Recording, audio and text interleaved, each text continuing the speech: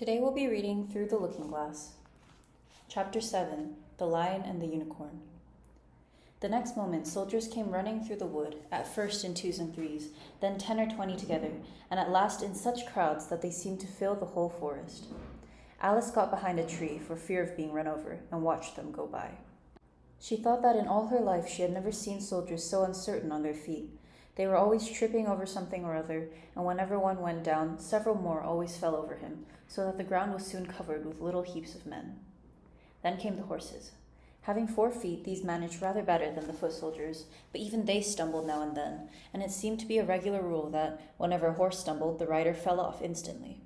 The confusion got worse every moment, and Alice was very glad to get out of the wood into an open place, where she found the White King seated on the ground, busily writing in his memorandum book. "I've sent them all," the king cried in a tone of delight on seeing Alice. "Did you happen to meet any soldiers, my dear, as you came through the wood?" "Yes, I did," said Alice. "Several thousand, I should think." 4,207, that's the exact number, the king said, referring to his book. "I couldn't send all the horses, you know, because 2 of them are wanted in the game, and I haven't sent the 2 messengers either. They're both gone to town. Just look along the road and tell me if you can see either of them." "I see nobody on the road," said Alice. "I only wish I had such eyes," the king remarked in a fretful tone, "to be able to see nobody, and at that distance too. Why, it's as much as I can do to see real people by this light." All this was lost on Alice, who was still looking intently along the road, shading her eyes with one hand. "I see somebody now," she exclaimed at last, "but he's coming very slowly, and what curious attitudes he goes into." For the messenger kept skipping up and down and wriggling like an eel as he came along, with his great hands spread out like fans on each side.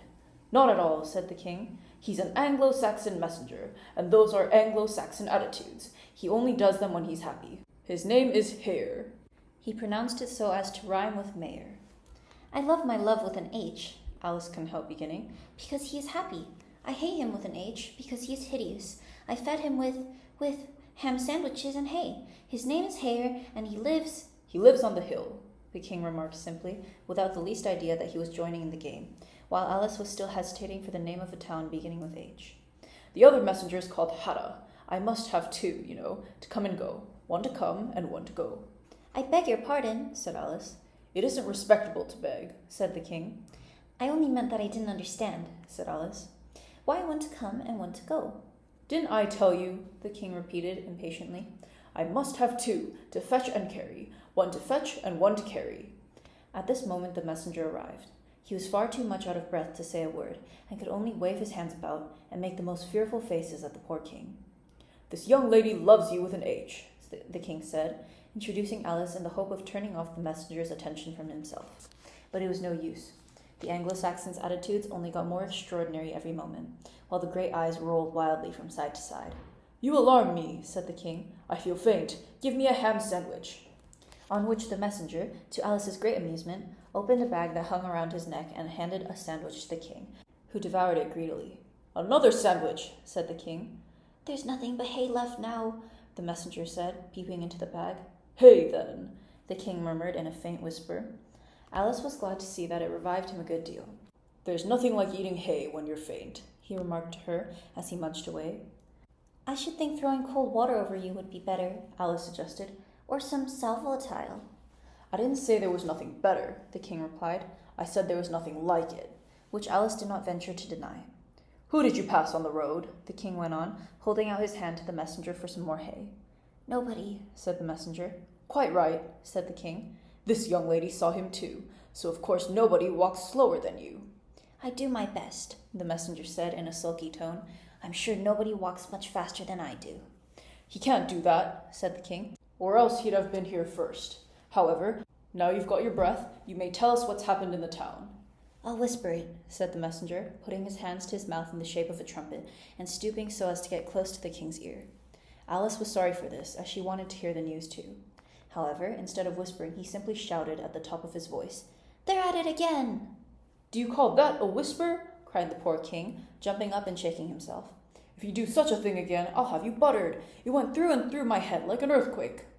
"It would have to be a very tiny earthquake," thought Alice. "Who are at it again?" she ventured to ask. "Why, the lion and the unicorn, of course," said the king. "Fighting for the crown?" Yes, to be sure, said the king, and the best of the joke is that it's my crown all the while. Let's run and see them. And they trotted off, Alice repeating to herself as she ran the words of the old song. The lion and the unicorn were fighting for the crown. The lion beat the unicorn all round the town. Some gave them white bread, some gave them brown, some gave them plum cake and drummed them out of town. Does the one that wins get the crown? She asked, as well as she could, for the run was putting her quite out of breath. Dear me, no, said the king. What an idea. Would you be good enough, Alice panted out after running a little further, to stop a minute just to get one's breath again? I'm good enough, the king said, only I'm not strong enough. You see, a minute goes by so fearfully quick. You might as well try to stop a bandersnatch.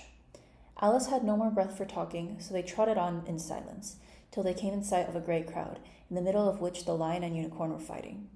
They were in such a cloud of dust that at first Alice could not make out which was which, but she soon managed to distinguish the unicorn by his horn.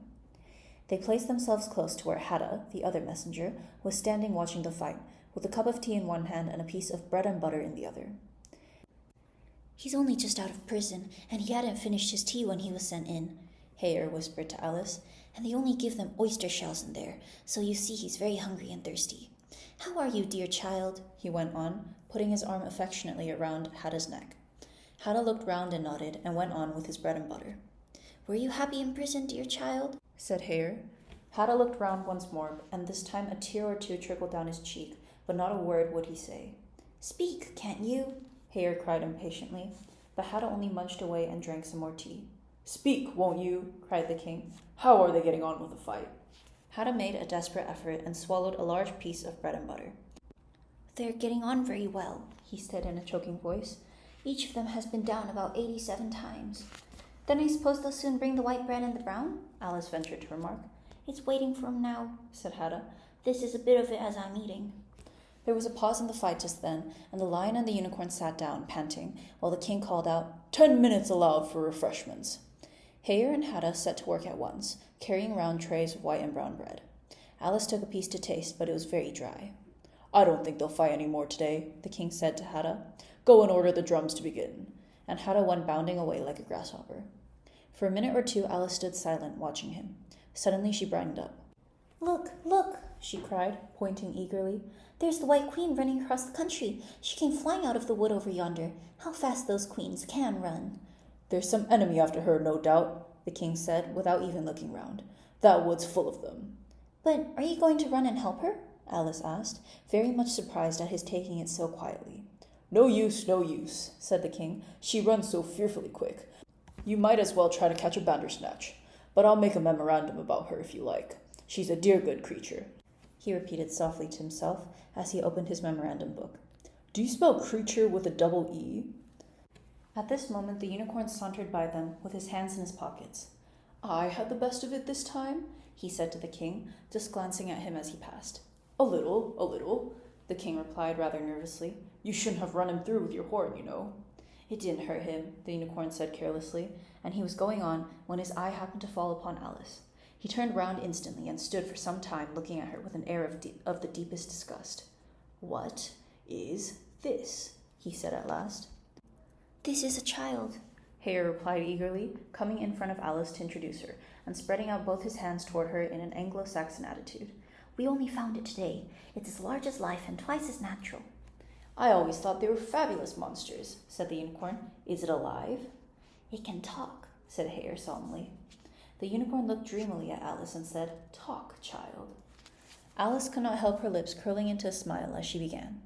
Do you know, I always thought unicorns were fabulous monsters too. I never saw one alive before. Well, now that we have seen each other, said the unicorn, if you'll believe me, I'll believe in you. Is that a bargain? Yes, if you like, said Alice. Come, fetch out the plum cake, old man, the unicorn went on, turning from her to the king. None of your brown bread for me. Certainly, the king muttered, and beckoned to Hayer. Open the bag, he whispered. Quick! Not that one. That's full of hay. Hayer took a large cake out of the bag and gave it to Alice to hold, while he got out a dish and carving knife. How they all came out of it Alice couldn't guess. It was just like a conjuring trick, she thought. The lion had joined them while this was going on. He looked very tired and sleepy, and his eyes were half shut. What's this? He said, blinking lazily at Alice and speaking in a deep, hollow tone that sounded like the tolling of a great bell.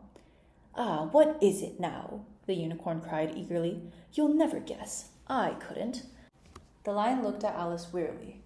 "Are you animal or vegetable or mineral?" he said, yawning at every other word. "It's a fabulous monster," the unicorn cried out before Alice could reply. "Then hand round the plum cake, monster," the lion said, lying down and putting his chin on his paws. "And sit down, both of you," to the king and the unicorn. "Fair play with the cake, you know." The king was evidently very uncomfortable at having to sit down between the two great creatures, but there was no other place for him. "What a fight we might have for the crown, now," the unicorn said, looking slyly up at the crown, which the poor king was nearly shaking off his head, he trembled so much. "I should win easy," said the lion. "I'm not so sure of that," said the unicorn. "Why, I beat you all round the town, you chicken," the lion replied angrily, half getting up as he spoke. Here the king interrupted, to prevent the quarrel going on. He was very nervous and his voice quite quivered. "All round the town," he said. "That's a good long way. Did you go by the old bridge or the marketplace? You get the best view by the old bridge." "I'm sure I don't know," the lion growled as he lay down again. "There was too much dust to see anything. What a time the monster is cutting up that cake." Alice had seated herself on the bank of a little brook, with a great dish on her knees, and was sawing away diligently with a knife. "It's very provoking," she said, in reply to the lion. She was getting quite used to being called the monster. "I've cut several slices already, but they always join on again." "You don't know how to manage looking-glass cakes," the unicorn remarked. "Hand it round first and cut it afterwards." This sounded nonsense, but Alice very obediently got up and carried the dish round, and the cake divided itself into 3 pieces as she did so. "Now cut it up," said the lion, as she returned to her place with the empty dish. "I say, this isn't fair," cried the unicorn, as Alice sat with the knife in her hand, very much puzzled how to begin. "The monster has given the lion twice as much as me." "She's kept nothing for herself, anyhow," said the lion. "Do you like plum cake, monster?" But before Alice could answer him, the drums began. Where the noise came from she couldn't make out. The air seemed full of it, and it rang through and through her head till she felt quite deafened. She started to her feet and sprang across the little brook in her terror, and had just time to see the lion and the unicorn rise to their feet, with angry looks at being interrupted in their feast, before she dropped to her knees and put her hands over her ears, vainly trying to shut out the dreadful uproar. "If that doesn't drum them out of town," she thought to herself, "nothing ever will."